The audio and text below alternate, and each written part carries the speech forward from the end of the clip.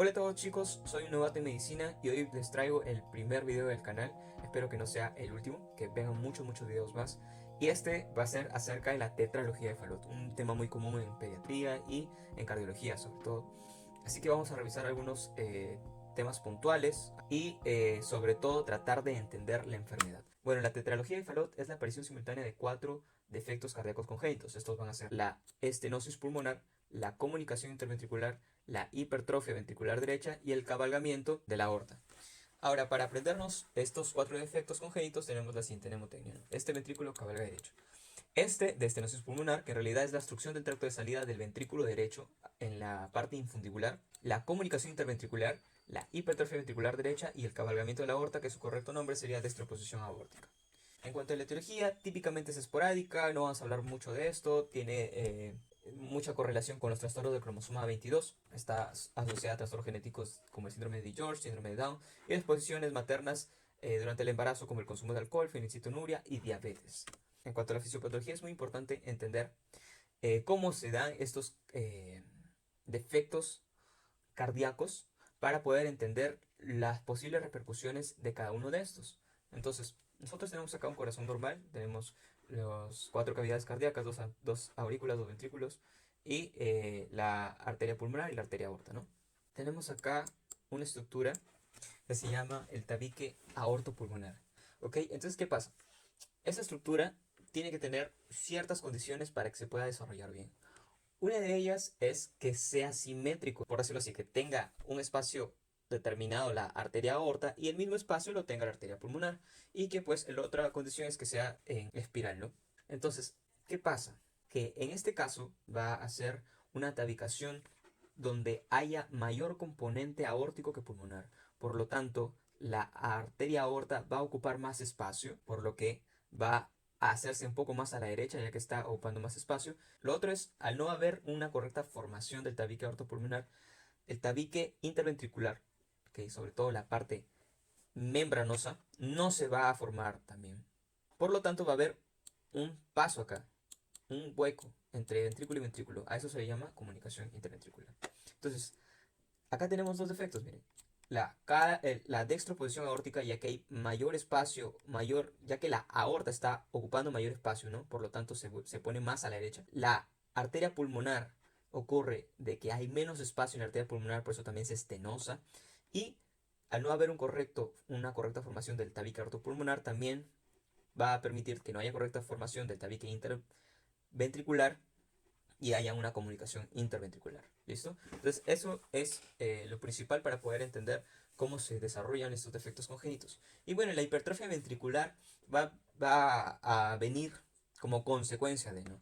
Ya que hay una estenosis pulmonar, hay una comunicación interventricular que va a hacer que haya mayor sobrecarga de volumen en la parte derecha del corazón, ¿no? Porque lo normal, sabemos que fisiológicamente el corazón tiene mayor presión en la parte izquierda. ¿Ok? Hay mayor presión en la parte izquierda y por eso el miocardio del ventrículo izquierdo, de la parte izquierda del corazón, es más grueso. Pero ¿qué pasa en este defecto congénito? Hay mayor pase de sangre a este lado del corazón, al lado derecho, y por lo tanto también acá hay sangre que se regresa. Que se regresa, ¿por qué? Porque como la arteria pulmonar está estenosada, es decir, el espacio que se destina para que expulse el ventrículo derecho toda la sangre, ¿no? El tracto de salida está estenosado, hay estenosis de esa parte, hay menor calibre de esa parte, entonces no va a pasar toda la sangre que debería hacia el tronco pulmonar, sino va a pasar un poco y la mayoría se va a regresar. ¿Y a dónde se regresa? Al ventrículo derecho. Y a su parte también de que se regresa esa sangre al ventrículo derecho, ¿qué va a pasar? La aurícula derecha va a soltar la sangre que tenía, que viene de la vena cava inferior y la vena cava superior. Va a haber mucho más volumen de sangre en el ventrículo derecho, por lo tanto va a haber una sobrecarga de volumen. ¿Y eso qué va a hacer con el tiempo? Un músculo que trabaja mucho se hipertrofia. Entonces por eso va a haber hipertrofia ventricular derecha. Entonces en los hallazgos clínicos, si sabemos la fisiopatología, vamos a deducirlos muy fácilmente. El hallazgo clínico que vamos a encontrar acá, el general, es cianosis central. Cianosis. ¿Por qué cianosis? Pues porque hay mayor cantidad de sangre desoxigenada que está pasando hacia el resto del cuerpo. Porque si recordamos fisiológicamente, la sangre desoxigenada está en el lado derecho. y la sangre oxigenada en el lado izquierdo. La sangre desoxigenada va hacia el tronco pulmonar, o sea, hacia los pulmones. ¿Para qué? Para poder oxigenarse y luego regresa por las venas pulmonares hacia la aurícula izquierda, ventrículo izquierdo, y toda esa sangre oxigenada se va hacia la aorta y se reparte hacia todos los tejidos, ¿verdad?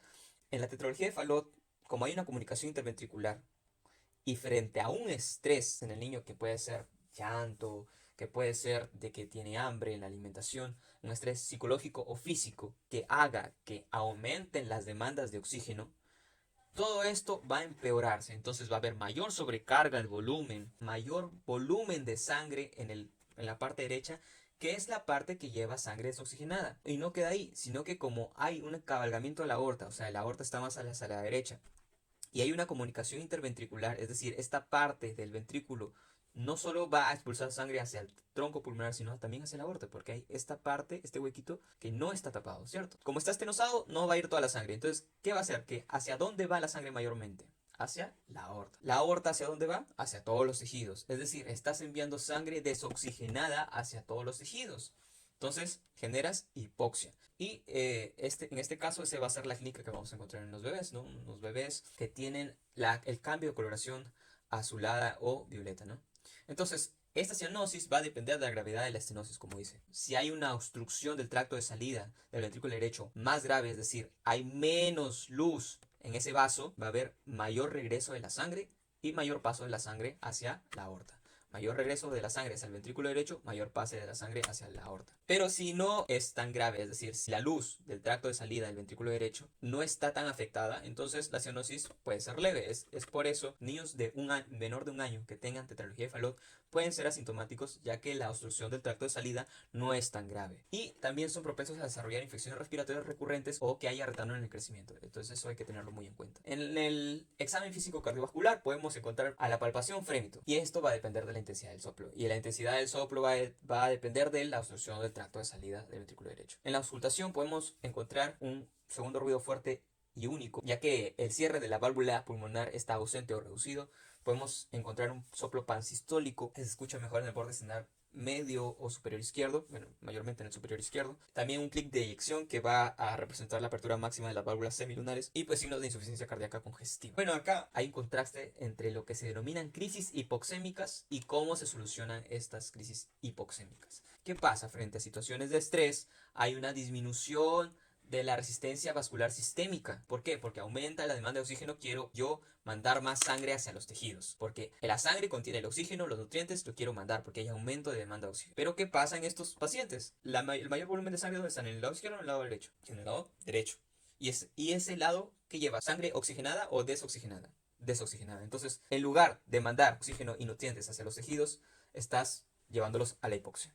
Por lo tanto, un caso de estrés físico o psicológico lleva a una disminución de la resistencia vascular sistémica y o un aumento de la resistencia vascular pulmonar. Esto sumado a un aumento de la obstrucción del tracto de salida ventricular derecha va a hacer de que el shunt cambie. Interpretemos a shunt o tengamos en la cabeza a shunt como aquella derivación de la sangre. O sea, ¿hacia dónde va la sangre? Antes de esto, antes de las crisis hipoxémicas, van de la izquierda hacia la derecha, porque la izquierda tiene mayor presión. Pero cuando hay crisis hipoxémicas, va a cambiar esa derivación y va a ir de la derecha hacia la izquierda. ¿Esto qué va a hacer? Va a disminuir el flujo sanguíneo hacia la circulación pulmonar. Uno, y va a llevar más sangre desoxigenada hacia la circulación sistémica. Dos, punto. A eso se le denomina crisis hipoxémica, que se caracteriza por cianosis e hiperapnea. ¿Y qué es lo que debemos hacer frente a estas situaciones? Una acción rápida es poner al niño en cuclillas. ¿Y por qué? Porque al poner al niño en cuclillas vas a aumentar la resistencia vascular sistémica, ¿ok? Esto va a disminuir el flujo sanguíneo hacia los miembros inferiores, pero va a aumentar la resistencia vascular sistémica, va a disminuir el grado de obstrucción del tracto de salida del ventrículo derecho y va a hacer de que haya más presión, ¿ok? Más presión en el lado izquierdo, y esto haga de que el shunt de derecha a izquierda que está viendo en mis crisis hipoxémicas disminuya. Y por lo tanto va a haber mucho más flujo sanguíneo hacia la circulación pulmonar y menos sangre desoxigenada hacia la circulación sistémica. En cuanto al diagnóstico, pues la técnica de elección o el estándar es la ecocardiografía. Aquí podemos detectar las principales características de los defectos, ya sea estenosis, ya sea cabalgamiento. Acá podemos ver, ¿no?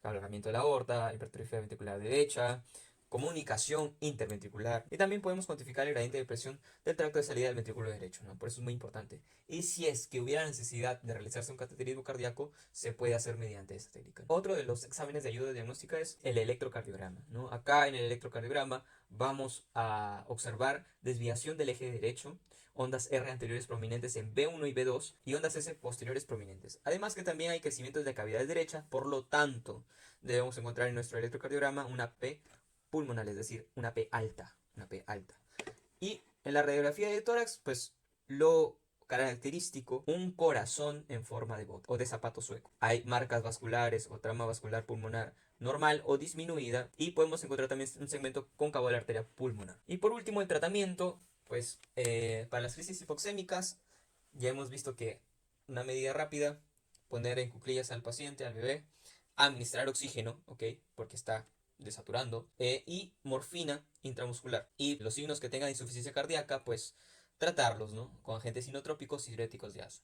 Muy importante que los YECAS no se van a recomendar aquí porque pueden disminuir la resistencia vascular sistémica y si disminuyen esta resistencia vascular sistémica, ¿qué va a pasar? Va a ser lo mismo que una crisis hipoxémica, ¿no? Favorecer las crisis. El tratamiento definitivo es reparación quirúrgica, ¿no? Que se da durante el primer año de vida. Se reparan dos de los defectos, ¿ok? Dos de los defectos. El primero es la reparación de la comunicación interventricular, ya cierra con un parche, asegurando el correcto posicionamiento de la aorta, o sea, de que no esté tan a la derecha, sino que esté en posición para recibir la sangre del ventrículo izquierdo, ¿ok? Y la ampliación de la estenosis con parche transanular, donde aquí también se hace una resección de la musculatura infundibular, es lo que le dije, pues, ¿no? Sobre todo en el infundíbulo, la obstrucción del tracto de salida del ventrículo derecho, y sobre todo en el infundíbulo de la arteria pulmonar. Y acá se hace una resección de la musculatura infundibular para que haya más espacio y se pone o se inserta este parche transanular para que otorgue una luz apropiada para la salida de la sangre del ventrículo derecho hacia la arteria pulmonar, ¿no? Así después posteriormente hacia los pulmones. Bueno, eso sería todo. Si tienen algún tema que puedan recomendarme para posteriores videos, lo pueden escribir en los comentarios. Y también pueden seguirme en Un Novato de Medicina en Instagram y en TikTok. En Instagram vamos a hacer unas flashcards también de este tema que estaremos colgando, y en Un Novato en Medicina una clase rápida, quizás resaltando lo más importante y también respondiendo alguna que otra pregunta.